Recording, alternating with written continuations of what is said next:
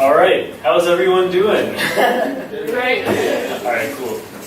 So yeah, my name is Burnett, and this is a presentation on Design Your Life. So it's a book that I read that I think has really helped me out in my career and planning out what I wanted to do, and I thought it'd be really useful for you guys as well. So just real quick, can we go around the room, just everyone just have like 10 seconds to introduce themselves, like your name, major, and why you're here. Cool. Yeah, so I just wanted to make this more of a workshop so everyone kind of talks to each other during the little breaks. And yeah, good go around me. So why am I doing this? Basically, I'm a chemical engineering major, I'm a senior, or I'm actually a super senior. I've done a few co-ops at Lined Up Cell in chemical engineering, and chemical plants where I was an actual process engineer, really used my major. During my last co-op, I kind of realized I wanted to do something a bit differently, and I worked at Capital One as a project manager on a tech team. And now, after about a year of job search and trying for different jobs in tech, I am now, I'll be a growth manager at a company called Samsara. So I'll be working in growth marketing, which is like totally different. It's working in business at a tech company. And we'll talk about that. But basically, the ideas in this book really helped me understand more about who I was, what I wanted, and along with the co-op experience, which is kind of how KTE is tied in, it really helped me reflect on what I want to do after college, which is kind of a hard question and something we're going to try and dive into here. So a bit of a disclaimer, this is definitely a lot of these are my opinions and my thoughts and ideas. Most of it is summary from this book, but make sure you do the work and kind of look into see how you can contextualize this to your life. I don't want to be telling you what to do. And make sure to dive deeper into all the nuances, since it's such a big topic, you can always talk to ECAP for career counseling for more information. So what is design thinking? So we'll do this thing where from 1 to 4, raise your hand with how familiar you are. 1, you have no idea what it is, you've never heard of it. 2, you've kind of heard about it. 3, you watched a video about it. 4, you could probably be up here and explaining it to somebody. So yeah, just raise your hand. Oh. Sweet. Okay, cool. So no one really knows about it. That's really good. So design thinking is pretty much this way of doing and a way of approaching problems. And you might see it at workplaces with a bunch of sticky notes, all different colors, splattered on a glass window. That's like the stereotypical view of it. There's a lot of corporate speak to it, and it can be kind of confusing. But essentially, it's a way of just being creative at approaching your problems. And it's a really useful way to think about things that a lot of other fields don't really have. It was started at Stanford, and the two authors of this book are actually professors at the Stanford D School, which is design school, and they tackle a bunch of problems, such as how do we make the Earth more sustainable, or even things like how do we design a chair better. So we can think of design in terms of the problems we can solve with it. When you think of engineering, which is what we're all familiar with, in engineering problems, we have a clear goal. There are known algorithms or ways of doing it to solve the problem, and we use hard data and science to reach it. So how do we build a safe bridge? How do we get more diesel through a pipe? They're definitely hard, but we have a clear objective and goal for all of this in mind. Design problems are much different. They're more vague. They're very non-obvious in how you get there. Design thinking is a way to kind of get it to be more obvious, and it's very creative, evolving, surprising. And for example, in product design, thinking of the MacBook, for example, right? That's a design problem. No one really knows what you need or how to do it. It's kind of a way to make it designed really nicely. And Instagram. Before Instagram, there really wasn't anything like it, so you have to design that solution. Another way to think about it is in terms of stable problems and wicked problems. This is also used in design thinking as a vocabulary to use. And it's based on criteria, conditions, and objectives. For stable problems, all these things are steady, and you can see that in engineering, where what you're looking for and what you're trying to do aren't really changing. The laws of physics aren't going to change on you midway through the problem. But in wicked problems, things are very dynamic, conditions are changing, you don't really know what's going on, it might change halfway through, you really have to adapt and learn. And pretty much, wicked problems can be applied to any human problem.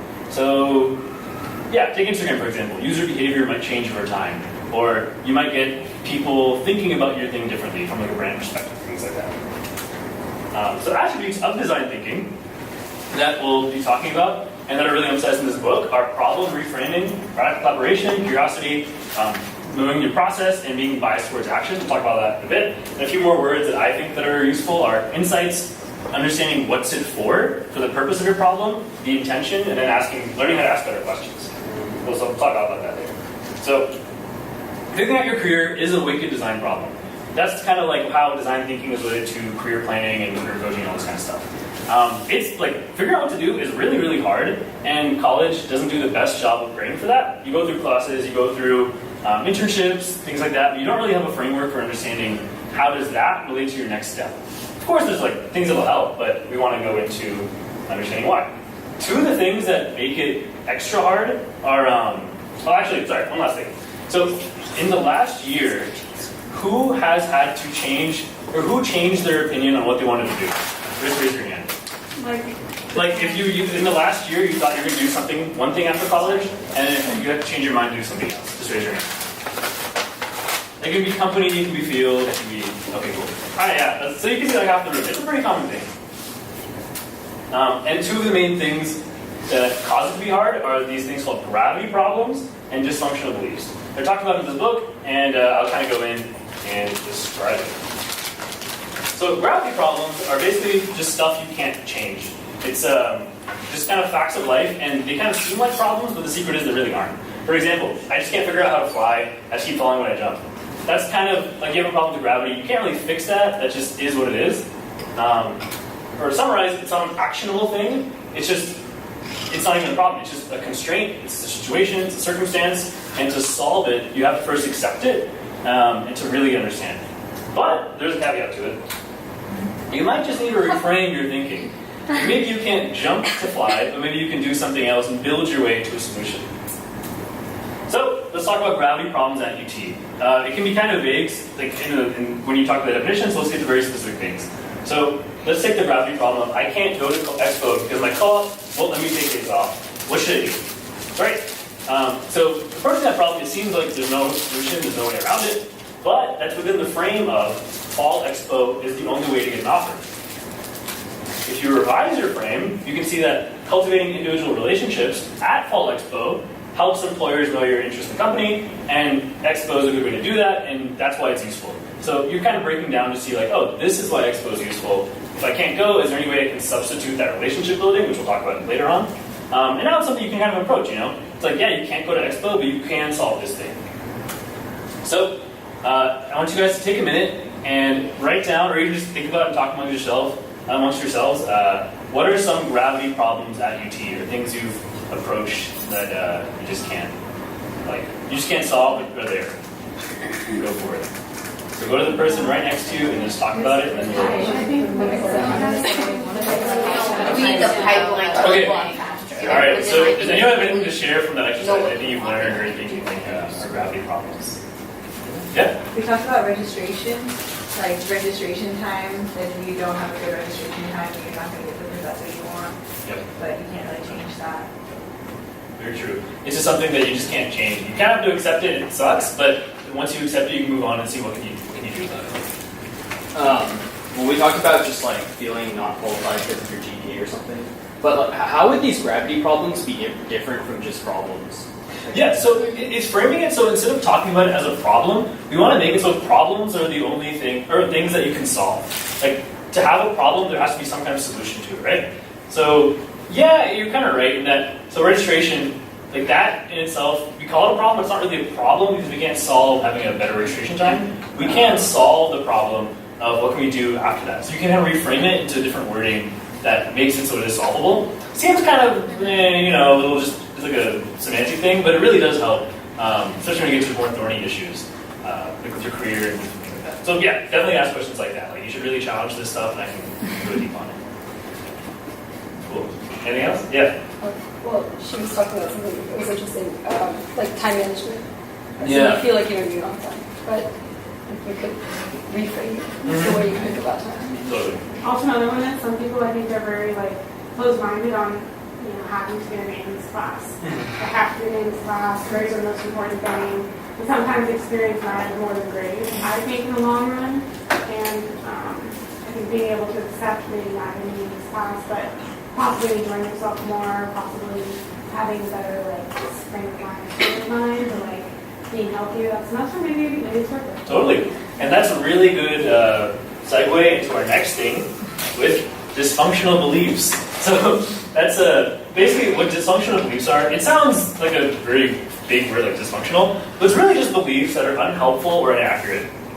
They're unhelpful or inaccurate because they're probably a bit too broad or general, and they might be true in some situations, like take grades for example, right? You might really need that A to keep your scholarship or something like that, but then you can kind of think, maybe you don't necessarily always get an A in class. What if getting an A or studying for that test prevents you from studying for a job interview? That might be more important. That might be a high priority goal for you. You kind of see where all these different priorities are. It's tough, right? That's what makes it a big problem. And using absolutes and modals, which I learned that modals are the words that for like should, could, and do that. So that was kind of cool.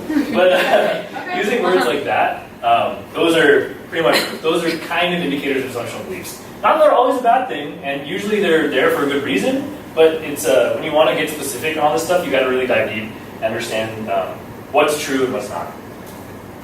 Essentially, are these beliefs useful for the goal of long-term fulfillment or happiness? That's kind of the question we solved. And the reason you're asking this is because when you have unnecessary pressure on you, that can lead to bad decision making. That leads you to something that actually might bite you in the back or not really help you in your life in general. So we're going to go through like 3 different examples of dysfunctional beliefs. So I'm a blank major, so I'm a chemical engineering major, so I should do this. So I should go join AICI, or I have to do research, something like that. So that's kind of a dysfunctional belief because, yeah, like it's definitely a really important thing, and you really, like, college is a time for you to explore your interests, so you probably should explore things that your major is doing. But it doesn't mean you have to do it exclusively. Like, you should definitely take the time to kind of explore things outside of UT. And one statistic I learned is that only 27% of people work in a field directly related to the major after like 10 years. So that's not very many. So you really shouldn't force yourself to only do the things your major is doing. Not that doing the things your major is a bad thing. Just that since you're at UT with all these opportunities, it's always good to explore and learn. So another dysfunctional belief: I need to work for a top company. So top meaning like Fortune 50, high prestige, things like in consulting or banking or Exxon, Chevron, like these big names and like really things that you hear people around you in school really emphasizing. That's kind of a dysfunctional belief because the truth of the matter is you should really just work for a company that's a good fit for your individual personality, interests, goals, so on and so forth. Prestige, which is kind of what top company means, is just one component of that. And yeah, there are like advantages of being at a prestigious company, such as it's a good resume builder, it might help you get to where you want later on, but it may not be the best fit for you, and you should really know that going in. Like you shouldn't succumb to the hype of that or anything. Third dysfunctional belief: if I don't get a job in the fall, I'll never be employed at a good company.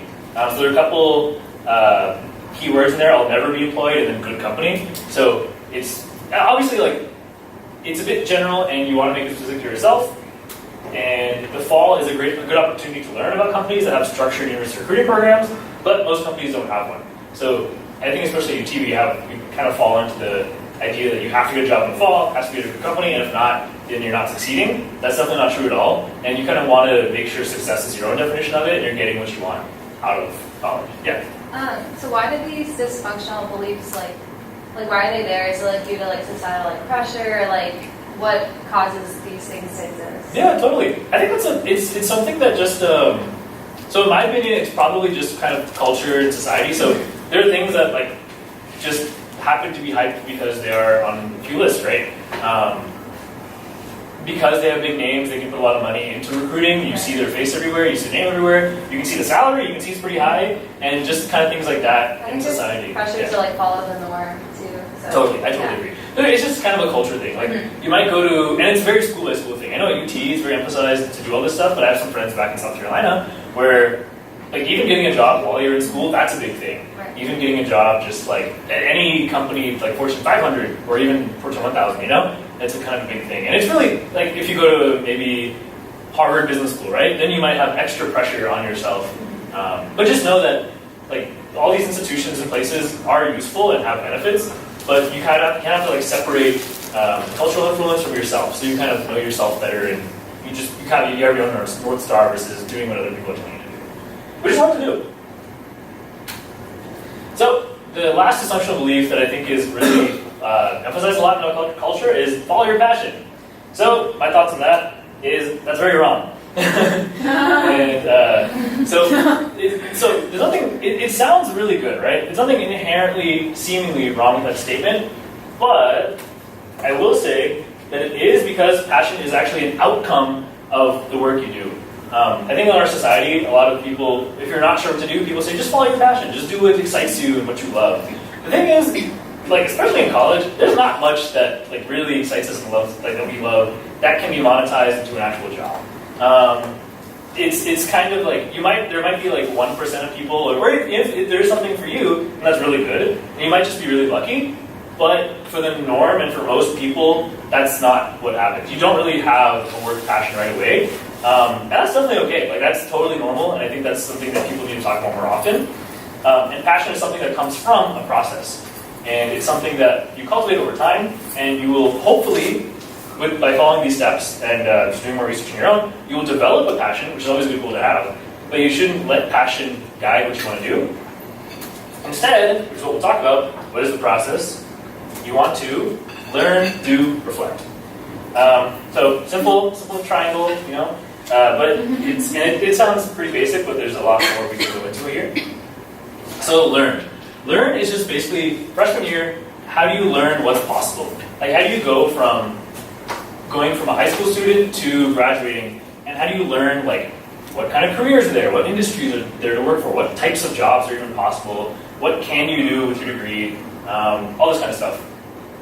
Basically just learning the possibilities in front of you, and to do that, I would say just talk to more people, join student organizations. I think there was a talk, I think one of the first KT mentorship meetings I went over this stuff, so I'll gloss over it, but you know, undergraduate research, joining orgs like this one, academic, cultural, even if like Greek life, join a sorority, like any of that really helps. Just stuff that brings you in front of more people with different perspectives from different schools. Because when you're 16, 17, deciding your college major, especially UT, you're kind of locked in, right? And you don't necessarily, and if you kind of follow the cycle and you don't really question it, you might just end up having a career that 17 or 16-year-old you decided for you, which isn't a bad thing, and you can always learn to love it. But I think there definitely needs to be questioning to make sure that you're continuously making sure you're enjoying it and that you will enjoy it going forward. Other things that really helps understanding what's out there is listening to a lot of content, like podcasts, especially interview podcasts that reach a bunch of different people. Stuff I like to listen to are Tim Ferriss, Seth Godin, things like that. We can talk about that after. But stuff that just like people that are successful in fields you would have never thought about. Like there are tons of people who make their money just meditating and talking about it and being on YouTube and being bloggers, right? That's like one thing. That's kind of the niche. That's like doesn't seem like something you can do with your college degree, but there's so many options out there. And especially today with the internet, you can do so many different things. Along with like traditional career. Like, not saying traditional careers are bad, but there's so many extra things you can do with that. Blogs, books, and you can use basically your interests, not your passions, as a guide. If you use your interests and what's engaging you to kind of explore and to kind of judge these things, eventually some of those things will evolve into a passion, and you might end up being really passionate about sustainability in downtown Atlanta, or like water resources in Uganda or something. But that's not something you should expect for yourself. Just if you keep following the rabbit hole of what you're interested in, you'll eventually learn about that.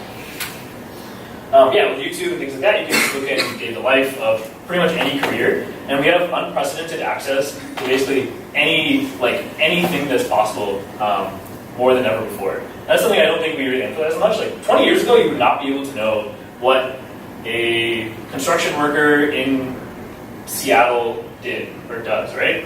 Like you don't know how that's different from anything else. But today, you really can't do that, and that's pretty much what this and the rest of it talks about. So that brings us to do, which is the bias for action part of the design thinking part. So one quote that the authors of the book had are, "No plans for your life will survive first contact with reality." I think especially as engineers, we kind of get into the habit of really thinking everything through detail by detail, making sure that it's super nitty-gritty, like good, and it's going to last. But the issue is when we're dealing with reality, because it's a wicked problem that's changing and everything like that, it might fall flat really quick. One example is when you're doing course registration, right? You're from freshman or sophomore year, you're kind of expected to plan the next 3 or 4 years, like exactly semester by semester. But really, like how accurate has that been every semester, right? Like you might have to do that plan, but then if you look back at it, like none of that's going to ever happen. Not to say that planning is bad. We should really go in with like a more lighthearted approach to it and know that it might change. Another thing is that most of the world makes decisions by either guessing or using their gut. They'll either be lucky or wrong. So as engineers, we have the power, sorry, you guys aren't all engineers, but with an engineering or science mindset, we have the power of using data to make our decisions, And not data doesn't always have to be numbers. Data can be qualitative evidence and experience, which is what we'll talk about soon. So, what's the answer to all this?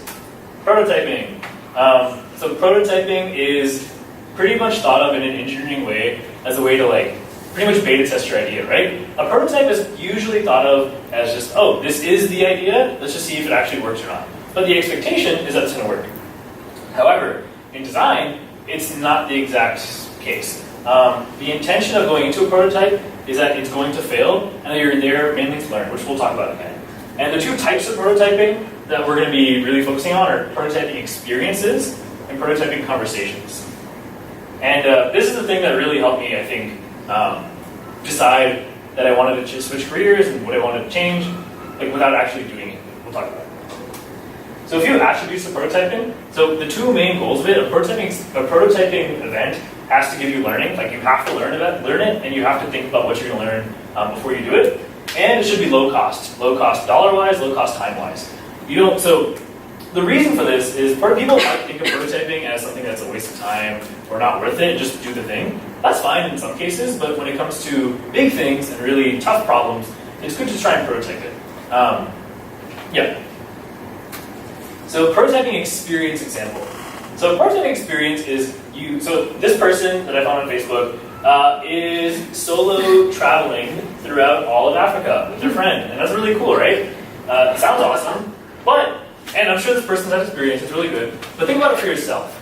If you were to do this, and you wanted to make the case to your parents, or your friends, or yourself even, how would you go about doing that, right? Like this is a big trip, this would probably be like, what does it say? Beginning of September? Yeah, like 3 or 4 months. That's really intense, right? So, even though there's something like this that's very unique, very special, you can still prototype it by breaking it down into its components. Like, what are the things you'll gain from it? What are some of the fears out of it? So, if you like take a big backpacking trip or something, some of the components might be like boredom, loneliness, time away from home, all this stuff, right? So we can't test everything because you can't like copy that same experience, but you can test parts of it, boredom, loneliness, meeting new people, those 3 things, by maybe taking a solo trip somewhere nearby for a weekend, or taking like 4 days just driving to Louisiana or something, right? I don't know why I said Louisiana. It just goes by and it's like far. Yeah. Yeah. So anyways, you get the idea, right? So like take those big things. You might have big goals, and especially when it comes to business, this is super useful, where you might say, I have an idea, let's do Uber for mac and cheese. And you might get like, okay, yeah, let's do it, let's go all in, let's put 50, let's get investor money, put $1 million in and see what happens. That's not the right way to test these ideas. And if you heard about the idea of the lean startup, this is where it comes from. Like you really want to test and validate your hypothesis before it happens. So an example for Uber for mac and cheese, you could talk to people who you think would buy it and see if they actually care about Uber for mac and cheese, or if they'd go down to CVS and just buy it themselves and not use that product, right? That's a dumb example, but you get the idea. So, prototype experience, it's closer to the true experience. It's a bit harder to do, and it takes more time. Hey, come on in. So, so examples of prototyping experiences in much more common ways, internships, right? That is literally, you're prototyping the experience of working full-time for that company in like a 2-month period. One thing that I will say is that you should know that it's a really good prototype, but at the same time, it's not the experience itself. The difference between an internship and the actual full-time job is, 1, your responsibilities are a bit different. 2, you don't have as big of a time frame, so you're really not thinking as long-term. You kind of just have that 2-month period, so you're kind of like sprinting mode. That's why I'm a really, really big fan of co-ops, because it's an extra month or so, and it really does help you get a better idea of the job itself. It really helps you understand, will this be something I could be in long-term? Especially if you're with a company for like 6 or 7 months, you can get past the initial excitement phase and kind of go into the, okay, so if I was here, what would I want to do? Does this really fit into my life? And we'll talk more about that in a bit. But just know that experience is probably the best way to prototype something, but it does have these caveats in that, it takes a bit more time than the other alternative we've talked about, and harder to do. You can't just get an internship, right? You kind of have to work towards it, do other things that prepare you for it, so on and so forth. However, you can, right now or tomorrow, you can prototype conversation. So how many people have heard the words informational interview? Just raise your hand. Hey, Tim McCollum's making noise. All right, cool. So, yeah, so informational interviews, it's a thing that's really emphasized, especially in business school. You're just talking to people. And I feel like in business school, correct me if I'm wrong, and definitely add your input, it seems to be kind of like a big thing where you're trying to get something out of the person, right? Let's say you want an informational interview for a consulting or banking job. You want to like email these people, set up time for coffee, and try and learn. But you also may have the ulterior motive in the back of your head that you want to get a referral or you want to get like recommended for the job, things like that. Which is okay, but I will say that prototyping conversation comes with a different mindset. You're focusing on curiosity, not outcome. You really want to learn, and you're really trying to validate your ideas before anything else. You don't really have an expectation of a referral, and more so, you're really trying to get specific knowledge questions. Like, you really want to know things. Specific knowledge is a term for information you can't learn anywhere else. Like, you can't Google it. It's something that you probably could if you went deep down or something, but pretty much knowledge that comes from people. People's experiences, people's day-to-day, things like that. So good questions to ask when you're doing these conversations are, what was your day-to-day like? More high level, you kind of like break the ice, you learn more about it. Like, what do you actually do when you go in the morning? What kind of tools do you use? What are things you learn? What do you think I should learn to prepare for this job? And also more personal things, like what were your own motivations and expectations when going into the job or this kind of industry or career, and how was it met? Like, say you really like beer, for example, and you might want to work at a brewery. After talking to people, you might find out that like at big breweries, the work kind of sucks. Like, you're not actually brewing beer, you may be managing people that are operations, or you may not even be touching the beer at all. And if you just think of it in terms of like, oh, beer, brewery, and that's perfect, that isn't the best way to approach it. So having these types of conversations that help you get information you can't Google, super useful. So let's go into the actual tools of how to do this stuff. So the three main things I recommend are LinkedIn, Hunter.io. It's a way that you can pretty much find anyone's email address. Well, not find anyone's email address. It pretty much like UT, or it's at LyondellBasell, my past employer. Most people there had like a structured email address, like first name dot last name. Some companies it's like first initial last name, or like last initial. You get the idea. This like has a database for all that stuff. So the idea is you go to LinkedIn, you search for people in industries, cities, doing the kind of work you want to do that have some kind of connection to you, and ways you can like genuinely, with like genuine curiosity, want to learn from them and want to give to them. And you can use Hunter.io to kind of get their email. You could also mail through LinkedIn, which is what I did, but you kind of have to pay for it because LinkedIn like nickels and dimes you. So instead of paying like $150 for just literally the ability to send messages, you can use these free tools and game the system. Question? Yeah, I'm just gonna say, I think taking like the mindset of like this whole prototype conversation and applying it to like informational interviews would be a good thing to do, because like for example, last week I had a guest speaker come and I just emailed him like, hey, would love to talk. Like, I'm not trying to get anything out of it. I already have a job. Mm-hmm. I just want to learn more and like I'm curious about it. But that could like open up to like something down the line. I'm just not expecting it going into it. So I think that would be good for like freshmen to do. Like when you're just talking to people, like talking to interviewers or just even talking to like people who come like to career fair, like just don't have expectations, just go there to learn, and then you'll get something great out of it, something you weren't even expecting. I totally agree. And I think one downside, so the reason I'm really putting the emphasis on expectation is because when you talk to people professionally, really we only do it at Expo, at info sessions, things like that. That's okay, but that's also where literally everybody else is doing the same thing, so you won't be able to stand out. You won't be able to get those genuine, deeper conversations that you actually need to get this understanding, and you won't get to, just go as deep as you would otherwise. Also, there's kind of like, everyone knows at those events you're going there for a job, so it just doesn't feel as genuine. That's where networking has its bad rap, because it doesn't feel like you're actually trying to make a friend.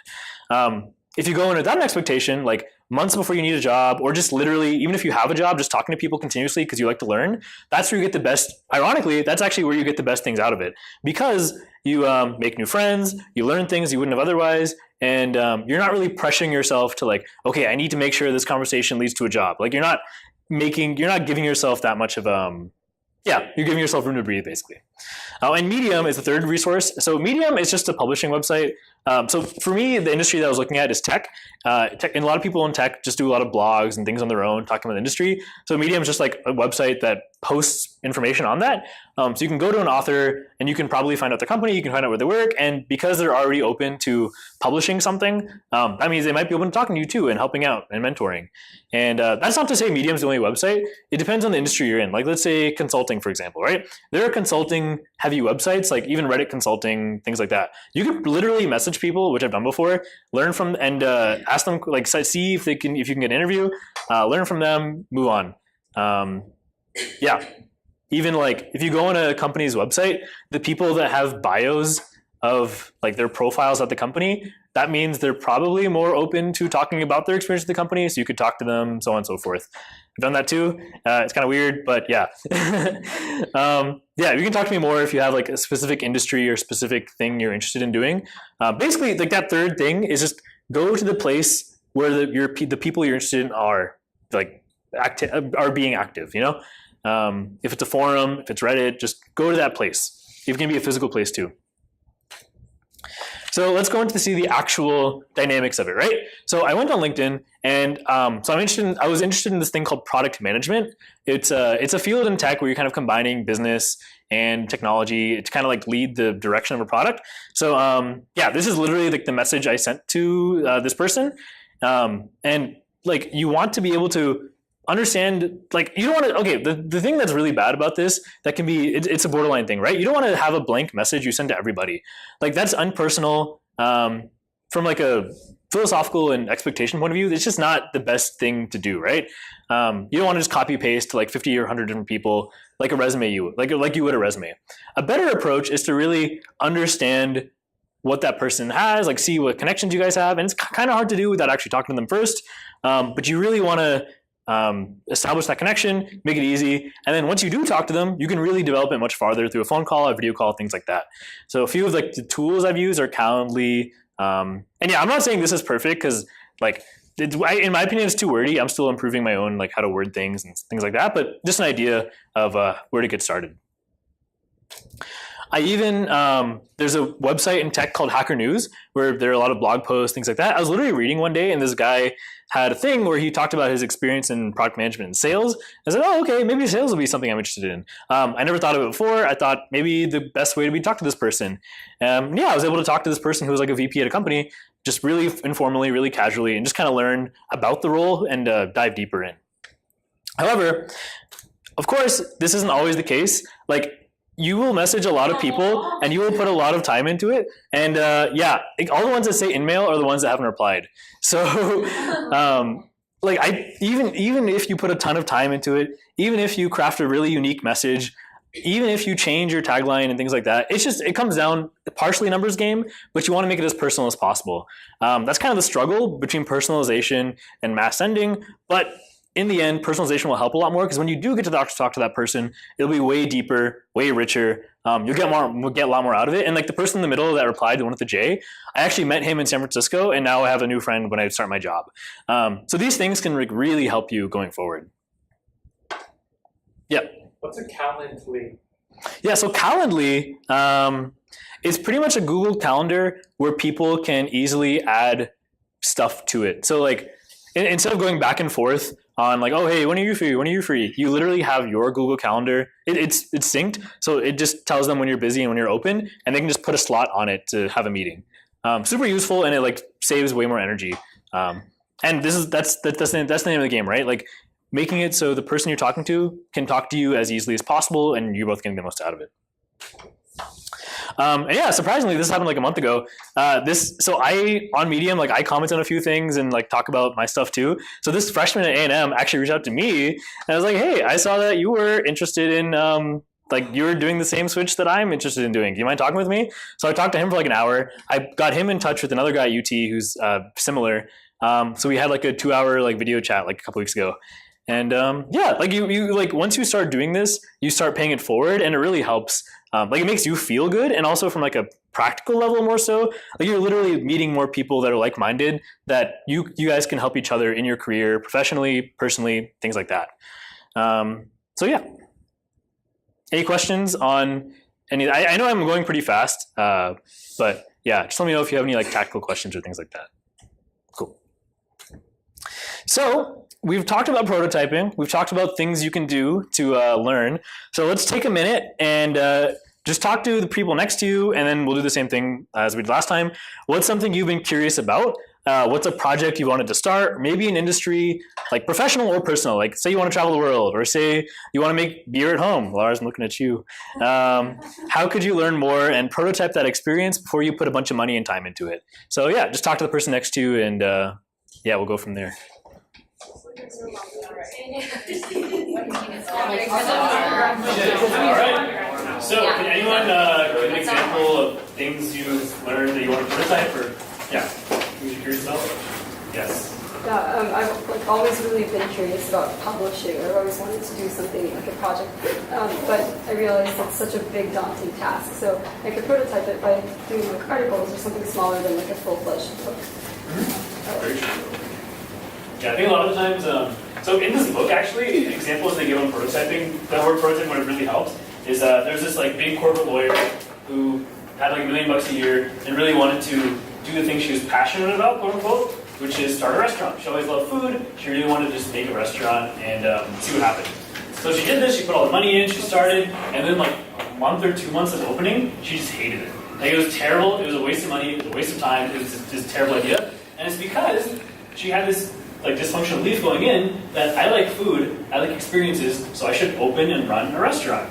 Makes sense, right? But if you kind of break it down, running a restaurant on a day-to-day level is a lot different than the idea of liking food and things like that. So if you prototyped it, let's say working at a restaurant, asking restaurant owners what their biggest challenges were, what they actually care about, what they do, then you can really see what that is. Other examples, writing a book, traveling internationally, all this kind of stuff.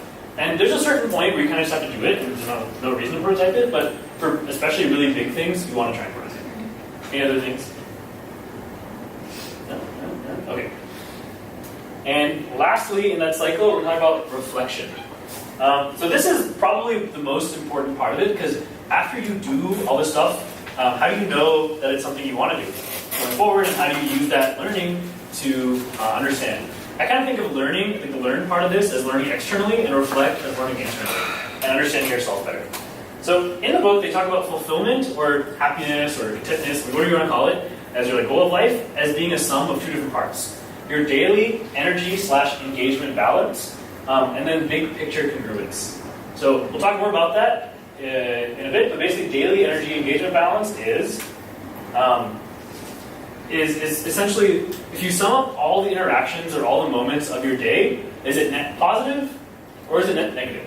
So there's actually two differences to this. Engagement is the word you use for how easily you can put your attention towards something. Like, are you getting distracted often? Is it enjoyable? Essentially, is it fun to do? And have anyone heard of the word flow before? Like getting in a state of flow, things like that. Okay, so flow is essentially this idea that you can get totally into something and you don't even think it's work. Like you do something and like hours pass and then you're like, whoa, where's the time gone, right? So that's really hard to do. And like it's definitely if you have had that experience, it's awesome, and it's definitely something to work towards. But basically, it's a measure of that, like how easy is it for you to do something? That's engagement. Energy is how is your feeling afterwards. Are you, after you do a task, do you have more energy afterwards, or do you have less energy? Really, in society, a really common thing is this frame is introvert, extrovert. When you talk to people, or do you have more energy or less energy afterwards? So these seem to be like the same thing, but they're actually not. So it's a subtle nuance. So let's say I like teaching. So I like teaching, for example, right? I like tutoring. I like doing that and helping people understand it. And it's engaging. During the time, I don't check my phone at all. I'm totally into the task, and it's super fun. But afterwards, I do really feel tired. I have this physical drain on my energy. I can't do it forever. I definitely need to recover by being by myself or recharging, things like that. So there's definitely a bit of a difference to that. So that's engagement and energy. So it's not as useful while you're in school, but this next task is something that's super, super useful and really important once you go to work. And it's basically the idea of taking all your major things during a day and really reflecting and seeing, are those good engagements or bad engagements? Does it give you more energy or does it take more energy? and it's called In the Book of Good Time Journal. So we're kind of running a little low on time, so we're not going to do this. But basically, if you have, so in the book, the author talks about art class, high engagement, almost no flow state, and super energy afterwards. It actually gives the person even more energy going forward. So that's a really good thing, right? That's something that you should really mark and just see that, oh, cool, I never knew I liked art that much. I never knew that I actually liked art classes that much. Not to say that this is what you want to do with your career, but it might be a good first step. If you really enjoy it that much, maybe it's something you should explore more, so on and so forth. Yeah, some other things like teaching is a really good class, so high engagement, on energy, master's coaching. So I think this person, he's a PhD, so he actually coaches master's students. And it sounds like something he wanted to do, but surprisingly, he didn't like it at all, and it made him tired afterwards. Maybe that's something you can, once you have more ownership of your schedule, so you can try and reduce. So I'd like to tell you guys the story of, in the book, so I've been talking about changing your major and things like that, or not doing a major. And that's not, that's just my case, but it doesn't have to be for you. Even within engineering, and even if you love engineering, you can still use this to go to more nuances. So in the book, it talks about this, I think aerospace engineer in NASA or something, and he was getting promoted. He was doing really well. He was getting more promoted, but he actually was enjoying his work less and less. He was wondering why. The reason was he, over time, wasn't doing as many of the pure engineering, doing calculations, the things that really got him excited. He was getting dragged more into meetings, more bureaucracy, things like that. So using this tool, you can kind of see I actually want a job where I'm in fewer meetings and I'm doing more calculations. I'm heads down, doing the engineering work. Or you might be the opposite. Maybe you don't like the engineering work. You want to use meetings, talking to people from different parts of the company and getting decisions done. It's just a really useful tool to understand what gives you what is helpful for you and what's not. And coupled with the prototyping aspect, people who here wants to be president or CEO of a company? Cool. And that's awesome, right? And I think that's super, it's a good goal to have, but will it actually make you happy? Maybe. To prototype that, you could hopefully talk to a few people, maybe once you're at work, talking to senior managers, the people in those leadership positions, talking to them to really understand their day-to-day, to see what their day-to-day is like, and then trying to use this tool as to see will this be something I will enjoy, or will I fall into it and not actually like it at all? And the point of doing all this is so that you can do the work and get the wisdom beforehand, so you don't have to learn the hard way. And you're just you're pretty much setting yourself up for essentially an easier life. So you're doing the thing you want to do earlier. Any questions? And then the next part of it is big picture congruence. We're not going to talk too much about it because it gets into really big stuff. And then it's way too much to talk about, but essentially it's aligning who you are, your beliefs, and then what you do. Let's say you work for a candy company, right? But you're diabetic, you hate candy, and you've seen that sugar wrecks your body or something, right? Even if you love your work and you love being an engineer there, and you love your coworkers and all, eventually it's going to catch up to you that you don't like the purpose of your work, right? You're not going to really enjoy the big picture aspect of it. That's one thing to do, where the company's goals are aligned with your personal beliefs. Another thing is where you have a really good job, you're really liking it, but you're in a dead-end company where you're not able to get promotions, you don't see a path forward, and that future aspect isn't there. That's also not congruent. So that's something where you kind of have to be proactive about it and really evaluate. So yeah, this is probably the hardest part of figuring out this is the hardest part of this whole thing. Figuring out what your beliefs are and understanding them. And if you can get to this, that's awesome, right? Most people, you're not able to kind of get to that level where what you're doing is aligned with who you are, what you believe in, all that stuff. So it's kind of a goal to strive towards. Another tool that they talk about in the book, that they go into more detail, is snapshot of your life right now. So on 4 different dimensions: work, play, love, health. How are you doing? How were you doing a year ago? How are you doing now? Do you like where you're going? Are you okay with that? And it's just a tool to kind of see how it is so far. In college, we're probably at the best play, love, health of all these, so it's really hard to really gauge. But once you're at a co-op or an internship, that's a better representation of work life. So you can see day to day, am I meeting enough people that I'm happy with? Am I making friends? Am I going to the gym enough to be full, happy and exercising, or am I just working too much? Is this work not fulfilling, exciting me, so on and so forth. So once you get to a job, this is a super useful tool to have. Not as useful while you're in school because it just doesn't represent too much. Yeah. Oh, and on this, these aren't just the only 4 dimensions. Other resources and other personal development stuff probably talks about a ton of more things, and I have a resources page at the end that talks about that, so we'll go into it. So, in summary, you've learned about design thinking, gravity problems, assumptional beliefs, all this stuff, right? And so many more. So that's really good, and we go through a lot in the last hour, and hopefully it helped. Hopefully it's interesting stuff. But this isn't everything. Like, there's hours and years, and people live their lives and this kind of stuff, right? So you should expect that it takes more nuance, more effort to understand it. So we'll go into a few of the nuances, right? So has anyone seen Maslow's hierarchy of needs? Raise your hand if you have. Cool. So it's just a thing where this psychologist back in the day hypothesized that you need to fulfill these needs in your life from bottom to top. So first, you want to make sure you can stay alive, and safety, love, esteem, so on and so forth. I'm kind of summarizing these as money problems and life problems. So far in this presentation, we've gone through life problems, but obviously money problems are way more important. So you should tailor this presentation to if you have student debt, if you need to pay for your parents, so on and so forth. That's all really important, and that's going to play a huge part when you're doing this stuff. I feel like just when you talk about life design and doing what makes you happy, people kind of ignore the money aspect of it, but obviously it's probably more important. And you really can't get to the deeper layers until you solve this, so make sure you're thinking about that.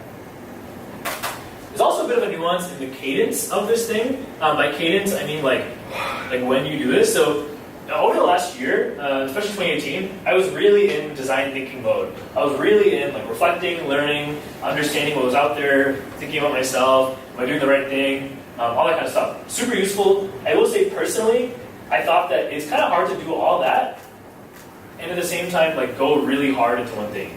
It's kind of hard to drive and do your best effort, non-stop working, not non-stop working, but really putting yourself fully, deeply into a task or into a career or work, whatever, if you're doing this kind of stuff. So it's kind of a trade-off where you might have a day of the week where you do more reflection and thinking about big picture stuff, and then the rest of the week you're kind of you're in the weeds and you're really doing your work properly and you get to just just do the work, right?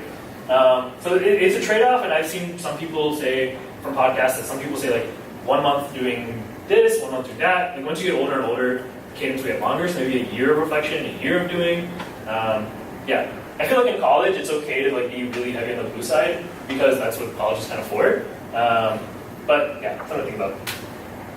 And also judging your thoughts. So in all this stuff, we kind of a lot of this is kind of heavy, more not heavy, but it's about what you think, it's about what you believe, all these internal stuff. I think personally that some of the best things and tools to learn about to get better at filtering those internal things is meditation. It sounds kind of wishy-washy or something from 100 years ago or 1,000 years ago that only Buddhists do, but it's kind of really popular and I think it's pretty useful.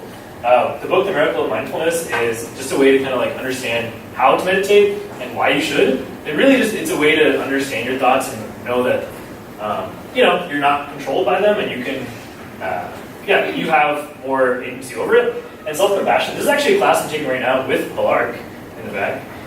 It's an EDP 352 taught by Dr. Kristen Neff. So she's at UT Austin. She's a professor here. The class is all about learning mindfulness and learning self-compassion, which, if you want to summarize it in a sentence, is doing therapy to yourself. Making sure that you have positive self-talk, that you're not being harsh to yourself, which in the job search is super easy to do. We're I didn't pass this interview, I didn't get this job, I'm not successful. And all this negative self-talk can really add up time. Super useful for that, to get over that. So, again, summarizing, we're at the end. Why should you care about all this, right? None of this stuff, does this stuff even matter? Why should you do this, right? So you could probably live your life without doing any of this stuff, and you'll be probably okay. It's fine. The issue is that when you go through life just kind of listening to what other people are saying, what the culture is saying around you, you often won't have a direct understanding of your own unique individual values and experiences. So we often turn to listen to others, right? But they often don't know about themselves that well either, and that stuff can tend to be repeated around for what's popular, go for the best company, or get the highest paying job, or so on and so forth, right? So it's better to learn how to know yourself to have a more fulfilled life. And on a high level, it's just you make the mistakes earlier on, and you think about this stuff and put the stress on earlier on. So for the rest of your life, it's a little easier. And it's not that it ever goes away. You'll continuously be designing your life, but by having these tools, they'll be a lot easier going forward. And yeah, hopefully more fun and engaging and fulfilling. And again, one thing to summarize it is minimize regret. You want to make sure you own your choices so you can be confident in your decision making. I think like without having a framework, it might be really tough to make a choice. Like say you have a job offer here, job offer there, or you're not really sure what to do. It can be really tough to make that choice. And by not knowing what your values are, that's kind of goes back to the wicked stable problem thing. Like if you don't know what you want out of it, then it can be even hard. It's like impossible to make the decision, right? When you don't know how to make a decision, you probably like ruminate on it. You'll probably not like be as confident. You'll go back, and that's kind of where trouble starts. So being confident, learning that I made this decision because of this. Even if it turns out negatively, it's okay because I was confident in my process. That's what's important. Prevent life FOMO. You'll be like, oh man, they're doing some cool stuff over there. They're doing cool stuff over there. You'll be like, oh man, why didn't I do that? With this process and by doing it, you'll learn that yeah, that seems cool. But probably for that person, not for me. This seems cool. Like, it seems to be an awesome paying job. It's in this awesome place. That's okay. I know that I'm comfortable and like I really like where I am right now. But if you think that might be something for you, you learn how to approach learning about it to see if you want to change into that kind of stuff. So a few other references and resources, like this book. Like it's been an hour and I talked a lot, but this book probably has like I only talked about probably 20 to 30% of what was in it. So this has a lot more thorough detail. If you like this kind of stuff, learn more about it. You can see the author's YouTube lectures, which I kind of modeled some of this stuff off of. There's a book called What Color Is Your Parachute for career planning, learning about other stuff like that. There's a website called Wait But Why. Super cool, and they have an article, it's like a 20,000 word blog on how to pick a career. So when I talk about design and design thinking, there's actually a school of integrated design called ITD in UT Austin. So I took a class called 301D. Super useful. You learn way more about applying design thinking to other problems. Like my project, it was super fun. It was way different than the other ChemE work I normally do. So you talk to people from different majors. You're like doing user interviews and understanding things from all these perspectives. And the problem that I had to solve was funny enough, it's how do you pick a career you like? So the app, like in the end, we kind of like figured out that we needed to make an app and all this kind of stuff. So that was fun. Yeah, there's a book called The Mom Test, which I can send you if you want. It's about asking better questions. How do you ask questions in a way that you're not like, you're not framing it, you're framing it in a way that you learn more versus validating an idea. I'll talk about more of that after. ECAP, career counseling, and also like therapy. It sounds like a big thing, there's a big stigma around it in our culture, but I think it's going away, fortunately. And basically, it's just a way to understand your thoughts better and learn more about yourself. So CMHC is always there. So yeah, that is the book. Let me know if you have any questions. And I know Lillian wanted to say, for mentors and mentees, there are 2 separate links for a survey for the end of the year thing. So make sure you fill that out. Yeah, any questions? Yeah. Is the fact that you're here giving a presentation something that you're prototyping? Yes, good question. Good job, yeah. So yeah, I'm thinking, so you see the video camera and everything, like, I've been thinking about trying to like, because I think about this stuff relatively often. I've been wanting to write more, but I'm really bad at writing, so I thought, oh, maybe video is a better way to do it. Yeah, I've seen people in my, like in tech and just in general, like give talks and stuff like that. I was like, oh, maybe I'd like to give talks in the future. So this is a prototype of if I can give an hour-long talk, which surprisingly I did. I didn't know I could, so yeah. Thanks, Pranav.